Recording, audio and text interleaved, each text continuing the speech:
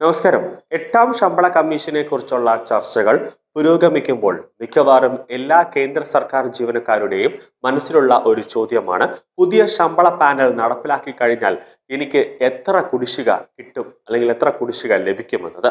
എട്ടാം ശമ്പള കമ്മീഷന്റെ നടപ്പാക്കലിനെ കുറിച്ച് ഔദ്യോഗിക പ്രഖ്യാപനങ്ങളൊന്നും ഉണ്ടായിട്ടില്ലെങ്കിലും മുൻ ശമ്പള കമ്മീഷനുകൾ ചില സൂചനകൾ നൽകുന്നുണ്ട്.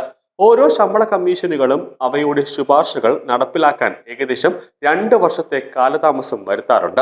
ഇത്തവണയും മുൻകാലങ്ങളിലെ പോലെ കമ്മീഷൻ റിപ്പോർട്ട് സമർപ്പിക്കാനും സർക്കാർ അത് നടപ്പിലാക്കാനും കാലതാമസം നേരിട്ടാൽ വലിയൊരു തുക കുടിശ്ശികയായി ജീവനക്കാർക്ക് ലഭിക്കും. ലെവൽ 1 ജീവനക്കാരുടെ കുടിശ്ശിക എങ്ങനെ കണക്കാക്കാമെന്ന് നോക്കിയാൽ, നിലവിൽ 7ാം ശമ്പള കമ്മീഷൻ അനുസരിച്ച് ലെവൽ 1 ജീവനക്കാരുടെ കുറഞ്ഞ അടിസ്ഥാന ശമ്പളം 18,000 രൂപയാണ്.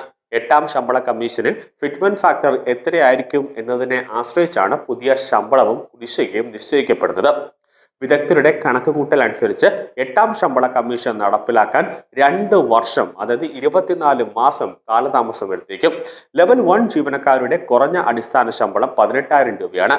DA അലവൻസുകളെല്ലാം ഉൾപ്പെടെ നിലവിലെ ആകെ ശമ്പളം ഏകദേശം 34,440 രൂപയാണ്.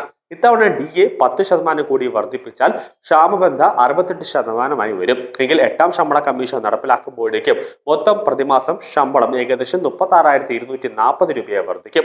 ഫിറ്റ്മെന്റ് ഘടകം 2.57 കണക്കാക്കിയാൽ ജീവനക്കാരുടെ ശമ്പളം 45,300 രൂപയായി ഉയരും.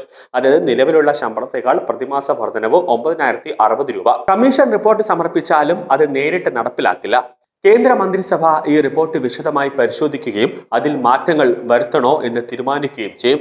മന്ത്രിസഭയുടെ അംഗീകാരം ലഭിച്ചാൽ മാത്രമേ ഇത് നിയമപരമായി നടപ്പിലാക്കാൻ സാധിക്കുകയുള്ളൂ. മന്ത്രിസഭ അംഗീകാരത്തിന് ശേഷം വിജ്ഞാപനം പുറപ്പെടുവിക്കും. പുതിയ കമ്മീഷൻ അനുസരിച്ച് ശരാശരി 2.47% ശമ്പള വർധനവ് ഉണ്ടായാൽ 18,000 രൂപ അടിസ്ഥാന ശമ്പളമുള്ള ഒരു ജീവനക്കാരന്റെ ശമ്പളം 44,460 രൂപയാകും. വീട്ടുവാടക അലവൻസ് ഉൾപ്പെടെ പ്രതിമാസം ഏകദേശം 37,798 രൂപയാണ് വർധനവ്.